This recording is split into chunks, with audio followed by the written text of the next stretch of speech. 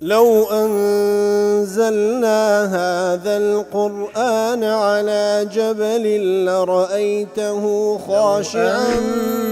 أنزلنا هذا القرآن على جبل لرأيته خاشعا أنزلنا هذا القرآن على جبل لرأيته خاشعا متصدعا من خشية وتلك الأمثال نضربها للناس لعلهم يتفكرون.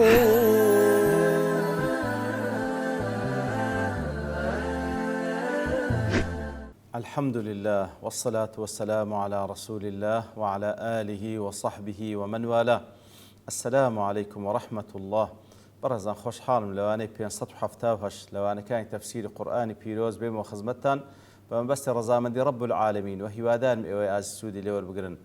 أعوذ بالله من الشيطان الرجيم. بسم الله الرحمن الرحيم. وله ما سكن في الليل والنهار وهو السميع العليم.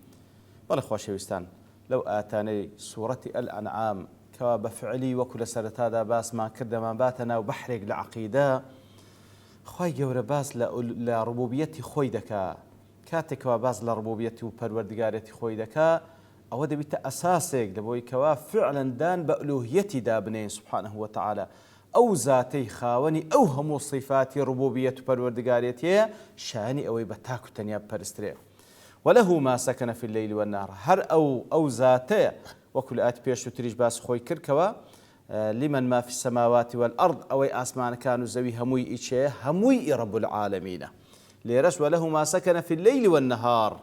أو كوا لشو لروج دا ساكنو جيجيرا هموي إخوايا سبحانه وتعالى هر أو ذاتش السميع العليم.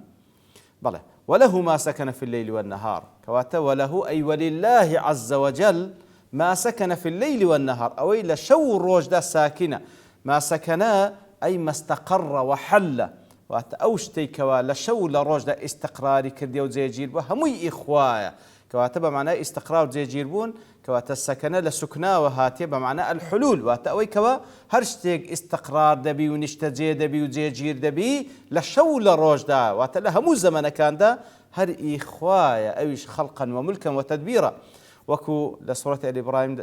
إبراهيم دا فرمي وسكنتم في مساكن الذين ظلموا أنفسهم كواتا لين دجعل بمعنى زي جيربون استقرار دي وسكنتم خاي جورا مخاطبة لقال أو كسان دكا كوا لدواء قوم يشي ظالم هاتين أو قوم ظالم كاننا وسوينا دي أنقوش خلا زي أوان نشتجيبون لو بندو أمش قال له ودناقل بهر حال سكن بمعنى حل واستقر كواتا أوي كوا شو روجي بسر دا دروا ديار هر أو دو ظرفش إلى أو دنيا كما تيدا يان شو يان روجا يتر أوي لشو روج دا استقرار دكا هموي إخوايا سبحانه وتعالى هر بخوي خلقي كردية هر بخو ملشي إيوي شو هر بخوشي بروي دبا يان سكنا دليل سكونه هاتيا مقابل بحركة كواتا وله ما سكنا معنى استقرار حلول ديان سكنا لسكونه هاتيا مقابل بحركي دي كواتا أوي لشو روش ساكن دبي هموي إخوايا كواتا كباز لسكون دكا واتا لبرامبرج دواتا أوي متحرك شري إخوايا بلامو كوزانا عند فرمون أو يقلب بلاغة كان القرآن بيروزا باز لشتك دكا واتا لبابي بابلين مقابلي شهر وكو دفرم سرابيل تقيكم الحرة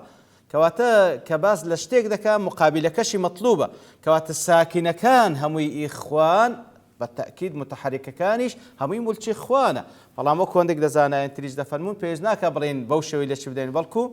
همو أواني دشت زولين بردوام نين لزولا بلكو سكوني شيان هي كم يا زور سكونيان هي يتر همو موجودات بهندي سكوني شي هي بهر حال سكون متحرك ساكن متحرك وهرها أوانيك مستقرا لهمو زمن كانتا همو إخوايا سبحانه وتعالى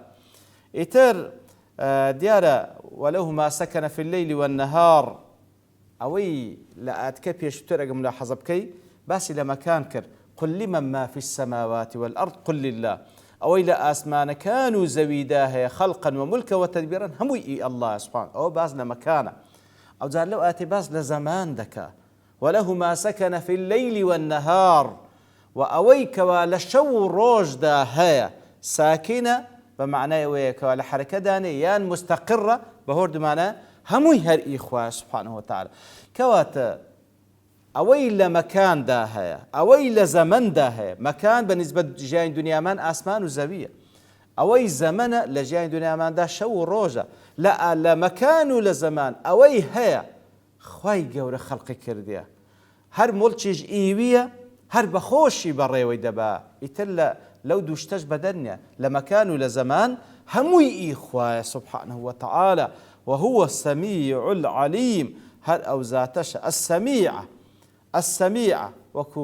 شيخ عبد الرحمن بن ناصر السعدي دەڵێ السميعة لجميع الأصوات على اختلاف اللغات بتفنن الحاجات ئەو زاتە هەموو دەنگەکان دەبیستی بە هەموو لوغەتەکان خوای گەورە لێیان حاڵی دەبی و تێدەگە بتەفەنن الحاجات بە هەموو ئەو احتیاجی کەوا دەری دەبڕن خوای گەورە ئاگادارە بە هەمووی سبحانه وتعالى وهروەها عەلیمیشە عەلیمە دەفەرمی بما کانە ئەوەی کەوا لە ڕابردوو ڕوویدا وما یەکون ئەوەی لە داهاتوو ڕوودەدا وما لم يكن لو كان كيف كان يكون وأويك لرابردو روي ندا أجر روي بدا باكون روي ددا أويش دزاين سبحانه وتعالى ولا حاضر يجدا المطلع على الظواهر والبواطن أو ذاتك مطلعة أجادارة بظاهري هموان وبباطننا وروتي هموان السر عنده كالعلانية نهيني لا يا رب العالمين وكو علانيته كواتا أوزا تشاني برستني هي خالقة مالكة مدبرة أويل مكان دا هي لأسمان كانوا زي أويل زمن دا هي لشو روج دا هموي إيوية سبحانه وتعالى أو خوايي سبحانه وتعالى كتب على نفسه الرحمة أو خدايك ولا يجمعنكم إلى يوم القيامة لا ريب فيه أو خدايك السميع العليم هر أوشاني برستني هي سبحانه وتعالى بەڕەوزە لە دوای ئەوە خوای گەورە فەرمان بە پێغەمبەر دەکات صلی الله عليه وسلم و فەرمان بە شوێنکەوتەی پێغەمبەریش دەکات صلی الله عليه وسلم بڵێ قل پێیان بڵێ أغير الله أتخذ وليا فاطر السماوات والأرض پێیان بڵێ أغير الله سبحانه وتعالى بیکەمە وەلی و پەرستراو معبودی خۆم لە کاتێکدا ئەو زاتە فاطر السماوات والأرض بديهنري آسمان كان زوية وهو يطعم ولا يطعم أو ذاتي نان دداو بيوستي بوانيه كسجناني بدا سبحانه وتعالى وهروها قل بيامبل إني أمرت أن أكون أول من أسلم بيامبل أن فرمان بيكرا بخوم بما يكم كسكوا تسليم رب العالمين بم ولا تكونن من المشركين وفرمان بيكرا بهيج شويك لريزي مشركة كان نبم بلى قل أغير الله أتخذ وليا بيان بلى أم غير الله بكما وليو برستراوي بحق خم وتولي لهذا معناه معبود دي وكلا سورة الزمرج دا أخوي يقول قل أفغير الله تأمروني أعبد أيها الجاهلون بيان بلى فرمان بيان كان غير الله سبحانه وتعالى بكما برستراوي بحق أي كساني شي نفام كواتا قل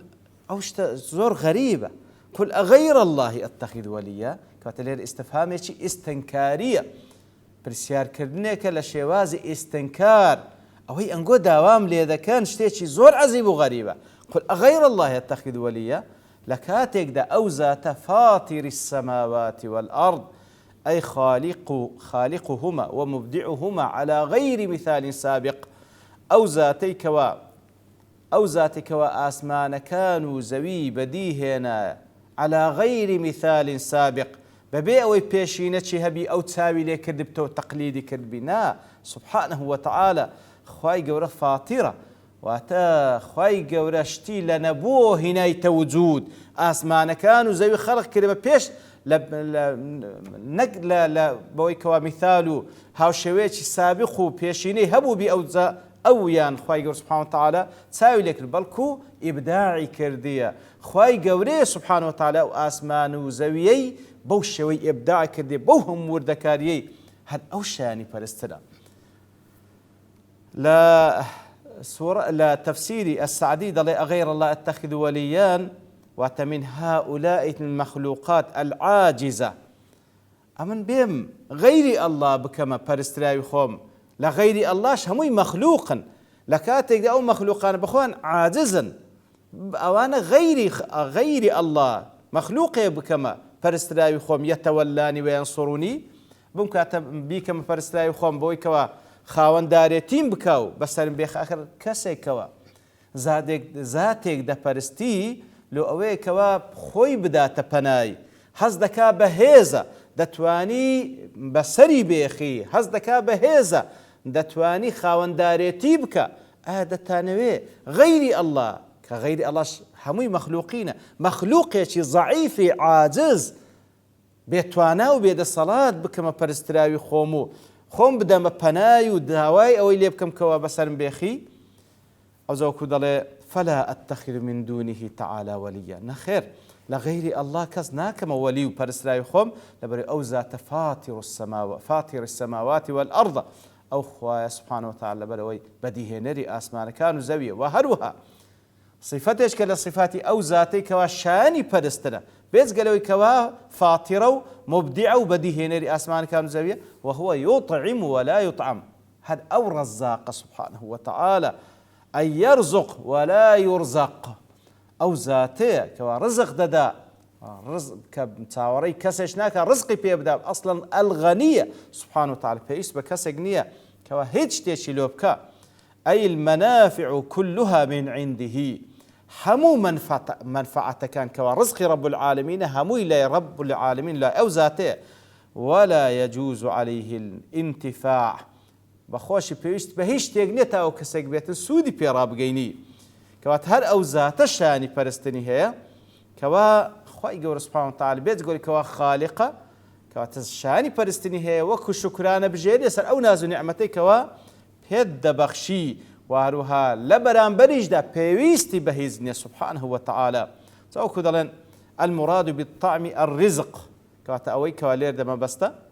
يطعم واتا يرزق بمعنى لغويكي وهو كل ما ينتفع به همو أشتاني كوا سود بإنسان دقيني همو يدقريتو لرزق ببالغي أوي كوا لصورة الذارية دفن ما أريد من رزق وما أريد أن يطعمون كواتا طعام بشك لرزق خواردن بشك لرزق خواي قولي ليردا تعبيري بكم كردية لشتيشي فراوان لبرا وقف بيدا قلت له تعبير بالخاص عن العام كوات التعبيري لعامي رزق كردية بتايبتكي لخواردن او شتيشي مجازية لبرا وي زور بي رزق او كوا انسان في كله دروا او رزقي كوا دي خوي لأنه أعظم وأكثر لشدة الحاجة للبري هم مخلوقك زور بيوستي بخواردن هي واكتفى به عن العام وهروها خواي قلت تنها باسي خواردني كذا والتعبير لهم رزق دكاتا لأنه يعلم من نفى ذلك نفى ما سواه لبري هركسك نفي أو يبكى كخواي رزق ددا بمعنى خواردن الدداتي أجر أوي نفي بكي كواتا نفي غيري أوج دكي إتر أو ذات شان فرسني كوا يطعم ولا يطعم كخواي قورة دبخشي ورزق ددا بيويستي بوش نيكا وكسك بيرزقي بدا أبو عمرو داني ضل بشويش كاش دخينيته ويطعم ولا يطعم كواتا أي وهو يرزق غيره ويطعمه أما هو سبحانه فلا يتناول الطعام ولا شرابه كواتا وهو يطعم أو رزق غير خويدك غير خوي ولا يطعم وكو بقراءي كوا دخينينه ولا يطعم كواتا ناني نادري بو قراءي أبو عمرو جدري ولا يطعم أصلا بخوشي هيز ناخوا سبحانه وتعالى خوايا خالقة سبحانه وتعالى خواردن بلقي احتياجي مخلوقة كيلبو خوراكو صفتك لصفات عز احتياج مخلوقين كبيست بخواردن بلام ذاتي الله هيج صفتك عز بيتواني تدانية تاوكو بخواردن بريب كاتو سبحانه وتعالى ولا يطعم بيتقال ولا يطعم نرزقي دەدرێتێ نە پێویستیشی پێیە سبحانه وتعالى ئەوجا پێیان دەفەرمی پێیان بڵێ قل إني أمرت أن أكون أول من أسلم ولا تكونن من المشركين كواتا بيان بڵێ ئەمە فەرمانم پێکرا أن أكون أول من أسلم یەکەم کەس بم کە بەخۆم بە ئیخلاسەوە خۆم تەسلیمی رب العالمین بکەم لأصير متبوعا للباقين كواتا وەکو پێغەمبەر صلی الله عليه وسلم وەکو شوێنکەوتەی پێغەمبەر صلی الله عليه وسلم کەوا داعیە پێویستە یەکەم کەس بی فەرمانی الله جێبەجێ بکە ئەوجا خەڵک چاوی لێ بکەن وەکو دەفەرمێ لە سوورەتی وبذلك أمرت وأنا أول المسلمين هل سورة الأنعام وهروها وكو قول موسى لسورة الأعراف سبحانك تبت إليك وأنا أول المؤمنين ولا تكونن من المشركين كواتا وأمرت أن أكون أول من أسلم فرمان بيكرا كم كزم كتسنيم بم وهروها قيل لي وهروها بيشم قوتلا ولا تكونن من المشركين بيشم قوتلا بهيج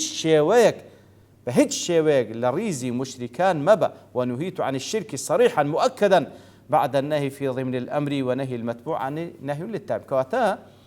فرمان بيكرا يكم كذب تسليم بم لبيش هموان بم وفرمانش بيكرا كوا بهيج شيويك لريزي مشركان نبم وكذا فرمي لا تفسير السعدي لا في اعتقادهم نل اعتقاد لقى المشركان بم ولا في مجالستهم نل دانشتنا الشركية كان لقى اليان بم ولا في الاجتماع بهم لنا كوبون وكان كواباس للشرك عقيدة بوتصالكي خوان دكان فهذا أفرض الفروض علي وأوجب الواجبات كواتا لهمو فرض واجبات كان لسر من قولة تلوية كوابا هيج شويق لريزي مشركان نبم توكو زانان دفر من أو آتش بام ڕێنمونی کردنە بۆی کەوا هەموو کەسێکەوە فەرمان بەساکەکە پێویستە یەکەم کەس بەخۆی فەرمانەکە جێبەجێ بکە و هەروەها ئاتە هاندانی تێدا بۆی کەوا کوو پادشایەک یاخود سەرکردەیەک بە میلەتەکەی خۆی دەڵێتن ئەم یەکەم کەسم ئەو کردەوەی کە پێتان دەڵێم جێبەجێ بکەم بەخۆم یەکەم کەسم تاوەکو هانیان بدا ئەوانیش جێبەجێ بکەن کە ئەسڵیش بە هەموو کەسێکەوە خەڵکی ڕێنمونی دەکات لە بۆ کاری ساک یەکەم کەس بەخۆی جێبەجێ بکە تاوەکو بە عەمەلیش داوا بەکردەوەکانی خۆی بکە هەروەکو بە زمانیش داوای دەکا و هەر ئەوەشی بەڕاستی تەنسیقە و ئەگەنە تەناقوز لە بینی قسە و لە بینی کردەوە کە دروست بوو خەڵکیش سیقەی بەو داوای نامنی خوا پەنامامدا